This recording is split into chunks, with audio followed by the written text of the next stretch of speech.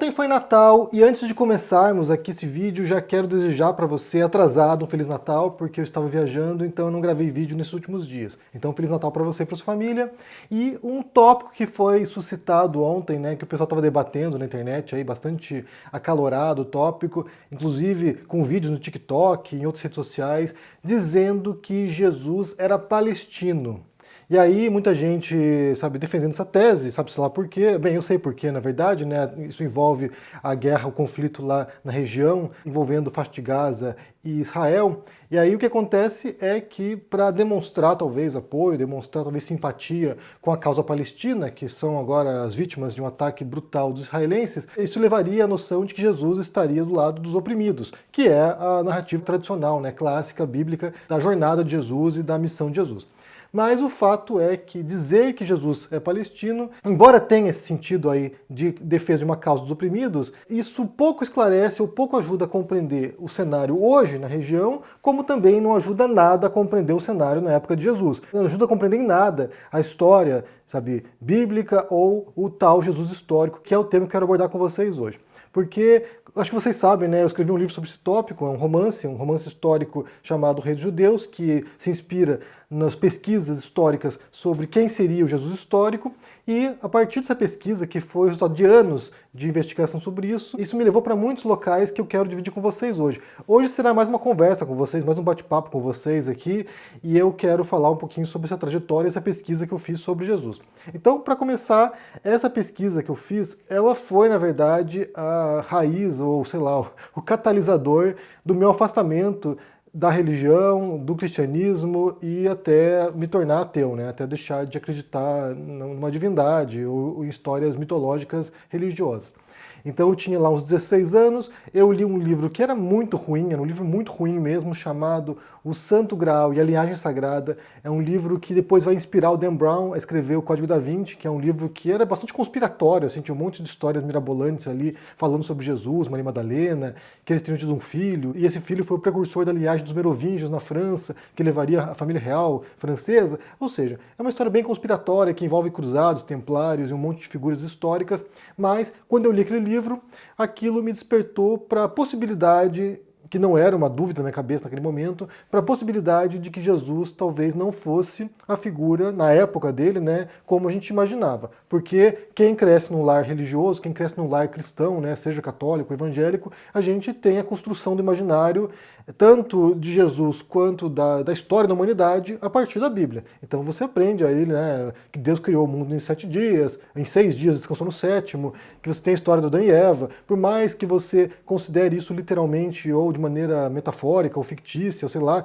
mas a gente cresce ouvindo essas histórias. Moisés, Noé, sabe, a saída do Egito, os profetas, o rei Davi, Salomão e Jesus também, a morte e a ressurreição de Jesus, que é muito importante para quem é cristão. Então você cresce nesse ambiente e eu acho que muitos de nós, né, a gente passa a vida inteira, ou passa uma boa parte da vida, sem nos indagarmos sobre esses pressupostos. Eles nos são dados como verdade revelada, eles nos são dados como se fosse, sabe, algo inquestionável, e questionar isso ou pôr em dúvida essas coisas já é por si só um ato transgressor, talvez é um pecado, não sei. Bem, você tem aí muitos filósofos na história da humanidade, muitos filósofos cristãos que se indagaram isso e deram respostas dentro do dogma cristão, mas o fato é que você levantar essas questões é algo perturbador quando você cresce num ambiente no qual isso é dado como uma verdade. Então, aos 16 anos comecei a ler esses textos, né? Li esse livro bem ruim, mas na época me convenceu, li esses textos e isso foi me levando a pesquisar mais sobre essa história, né? Quem era Jesus, o que é o cristianismo, como é que isso origina, como é que traz até esses tempos atuais. E isso foi levando a uma pesquisa que durou muito tempo, muitos anos.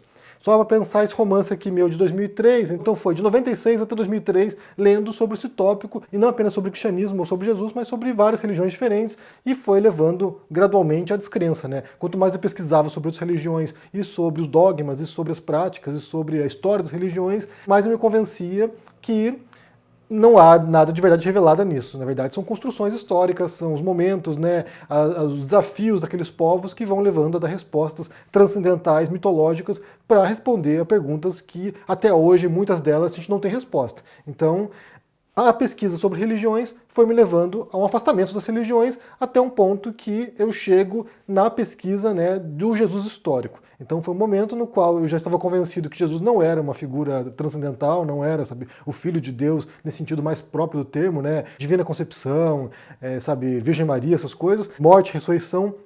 E aí quando eu chego nessa conclusão, eu começo a investigar quem seria o Jesus de fato histórico. E é por isso que eu digo que essa questão aí levantada agora, né, se ele era palestino ou não, é totalmente sem sentido, é anacrônica, porque a Palestina nem sequer existia naquela época. Seria a mesma coisa que você disser que o Sêneca, né, o filósofo latino, o filósofo romano, seria um espanhol. Não era espanhol, ele nasceu numa época que não existia Espanha. Então, assim, não faz sentido você tentar usar aí um parâmetro contemporâneo para tentar avaliar o passado. Dizer que Jesus era palestino porque as regiões hoje na Palestina, por exemplo, Belém, estão no território palestino e não no território de Israel, é um anacronismo completo, porque naquela época havia uma outra divisão, a região estava sob domínio do Império Romano, então assim, você tinha lá a Judéia, a Galileia. Depois, né, no século II, vai ter uma definição geográfica ali de Síria-Palestina, mas não faz o menor sentido tentar atribuir a Jesus, sabe, fatos de hoje para o passado, não faz sentido. Mas quando eu fui investigar sobre o Jesus histórico, aí você entra em inúmeros desafios, né? Porque você tem ali, por um lado, as narrativas evangélicas, que são os textos que a gente possui sobre Jesus, né? São textos dogmáticos também, são textos doutrinários sobre Jesus, escrito por discípulos de discípulos, ou seguidores dos discípulos. Não há nenhum relato direto, testemunhal de quem foi Jesus. A gente tem relatos indiretos sobre Jesus.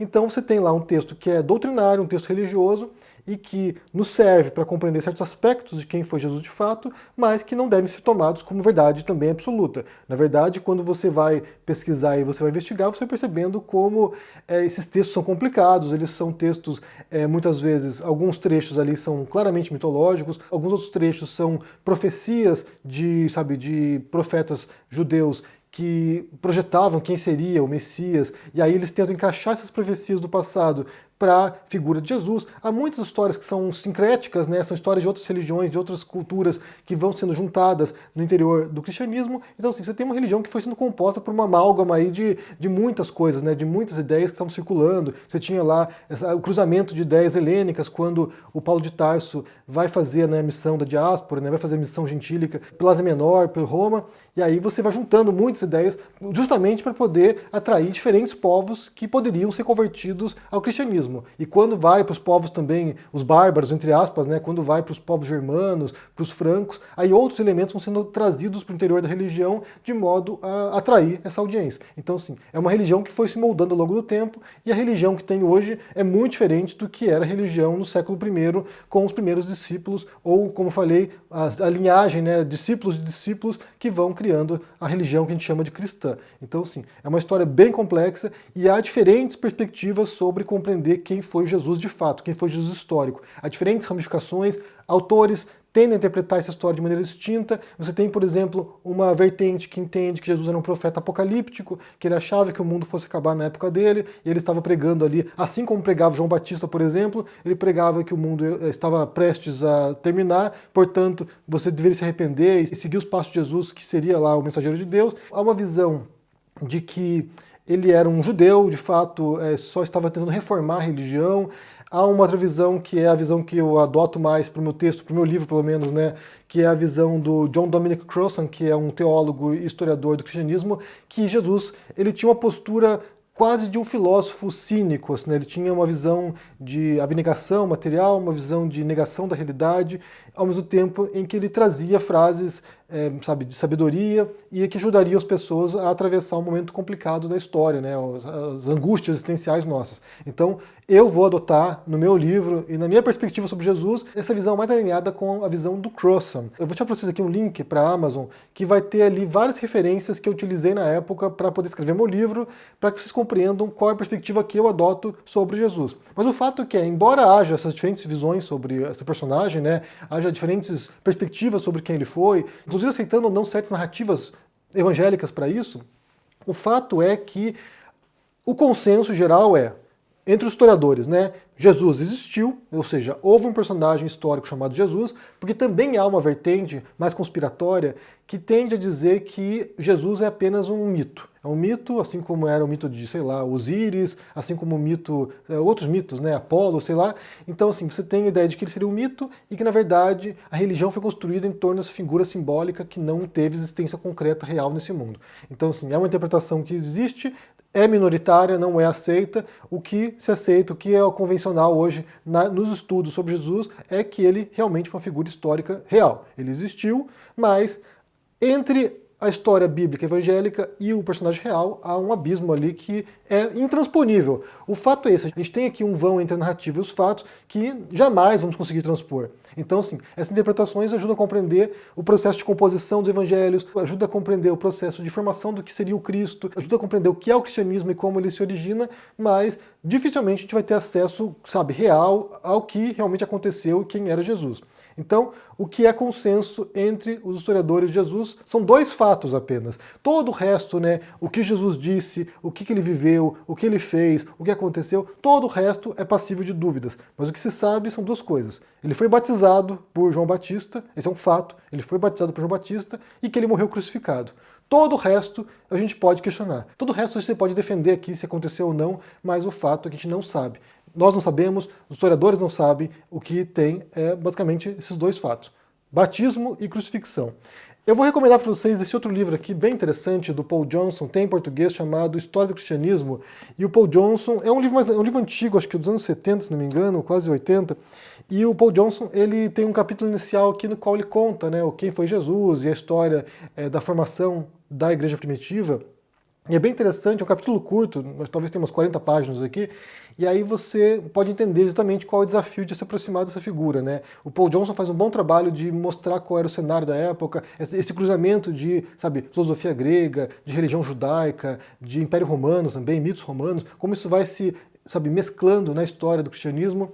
E aí ele trabalha até o século XX aqui, né, nesse livro. Então ele conta toda a história do cristianismo, a perseguição aos hereges, a disputa interna entre os pais da igreja, né, sabe, Santo Agostinho, Santo Anselmo. Então, assim, é um livro bem completo sobre a história do cristianismo, mas o primeiro capítulo é bem interessante porque conta justamente a dificuldade de se aproximar de quem foi Jesus de fato. Ele afirma, na verdade, que haveria 5 pontos consensuais, que seria o batismo, que Jesus era um nazareno, né, era um galileu, isso é mencionado muitas vezes nos textos, então que ele era um galileu, que ele só foi batizado por um batista, que ele tinha discípulos e pregava pela região, então isso também é meio óbvio, né, porque depois teve discípulos que seguiram com a mensagem dele, que ele foi crucificado e que a mensagem dele prosseguiu depois da morte. São 5 fatos, então sim, são coisas também evidentes, porque a gente sabe disso, e aí o que acontece é, quem é essa figura? A gente não sabe, basicamente é isso. Mas o que a gente sabe, isso é anacronismo, é que ele não era palestino. Isso é um fato, sabe, incontestável, porque não existia Palestina com essa designação, com esse nome naquela época. E também não era muçulmano, né? Porque até tá rolando aí uns papos de que ele era muçulmano. Não era muçulmano.